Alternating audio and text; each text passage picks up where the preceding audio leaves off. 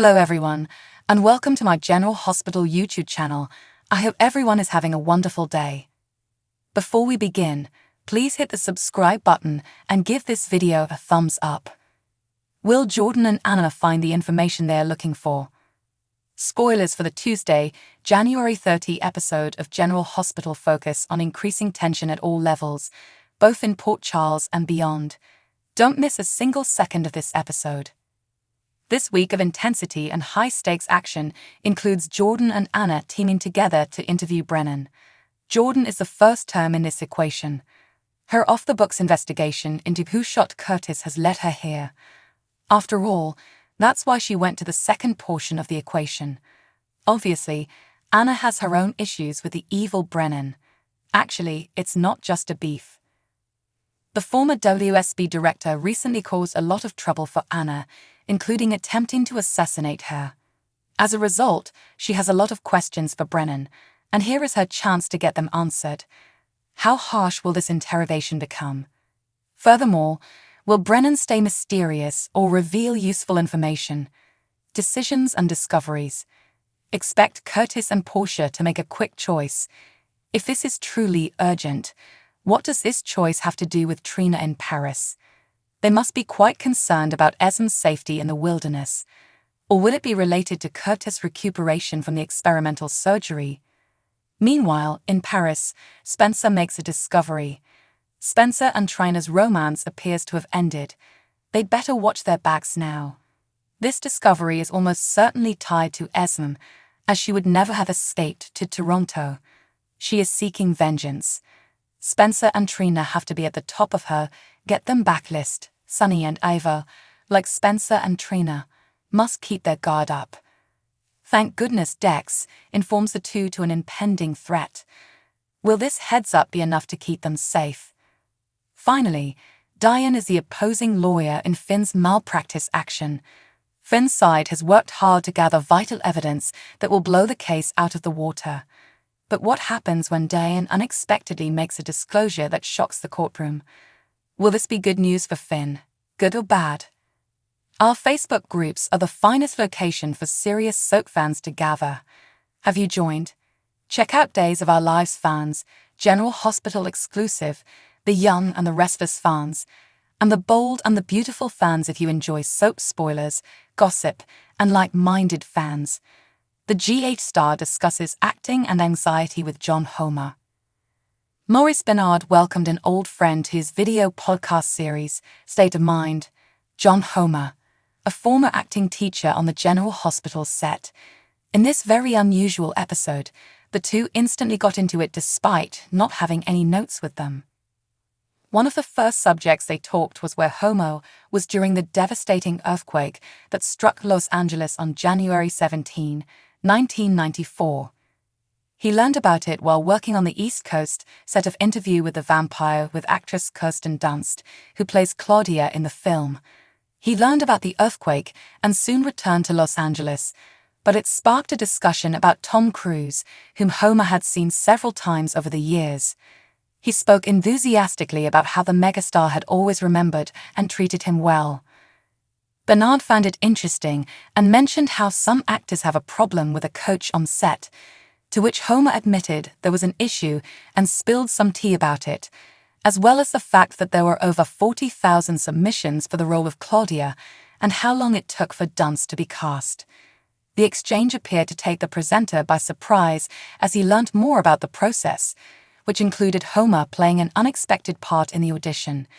It's an intriguing glimpse at a major Hollywood film that should not be missed. He then discussed receiving a call from GH casting director Mark Teschner. Given his recent work on Jumanji and Mrs. Doubtfire, it wasn't something he particularly wanted to undertake. He had also appeared as an actor in soap operas such as Edge of Night and The Doctors. He recounted what it was like, something Bernard knew from his time on All My Children, but it was not what he wanted to do.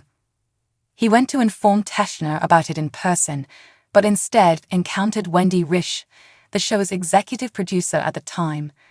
He changed his mind after talking with her about wanting to improve his acting skills, as well as visiting Bernard. But he was told the actor was off limits, which made the host laugh. Homer claimed that he was brought in expressly to assist Kimberly McCullough with the shift from playing young Robin to a more adult character. Things progressed from there, albeit it wasn't always easy. Discover why he didn't want to work with Vanessa Marcy and what transpired that changed his mind. Things are stated that may require you to grab a Kleenex. That only scratches the surface of this one-on-one interview, which you won't want to miss.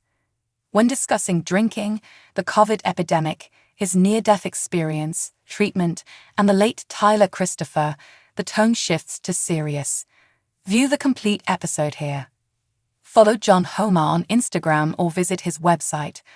Follow State of Mind and subscribe on YouTube, Instagram, and Twitter. Fans may now buy inspirational products for Maurice Benard's State of Mind. Check it out. Sonny and Ava appear to be on his private island, but the people they care about remain top of mind. Sonny is concerned about Spencer and the young woman on the loose. More information available here. Esme has nothing to lose. That's going to make her unpredictable, he warns Ava, who is concerned about Trina. The two young lovers are blissfully happy in Paris, but his loose cannon of an ex poses a hazard. Back in town, Anna wants to see her biggest threat, Brennan. He is playing games. I want to know why. When she goes to visit him, his Cheshire Cat grin confirms that she is on the correct track. Something significant happens at the courthouse. What the hell just happened? Wonders a shell-shocked Finn, looking at the similarly surprised expressions of his father Gregory and Liz. Back on the island, all hell is breaking loose. Or rather, gunshots are flying, and Sonny and Ava are ducking for cover. Dex has his gun and is searching for the threat. We hear on the walkie-talkie, "Man down. Get your eyes on Sonny right now." More bullets fly, and the glassware at the bar explodes, stunning Dex. Is Nina and GH pattern for Esme to follow? History repeats itself in both the real world and General Hospital. Some characters, such as Carly Spencer and Jocelyn Jacks, are seasoned veterans. Some are diametrically opposed, such as Sonny Corinthos and Dante Falconeri. Maxie Jones is similar to Felicia Jones, therefore blood plays a role at times.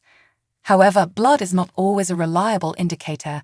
Consider how different Cody Bell is from Max Scorpio.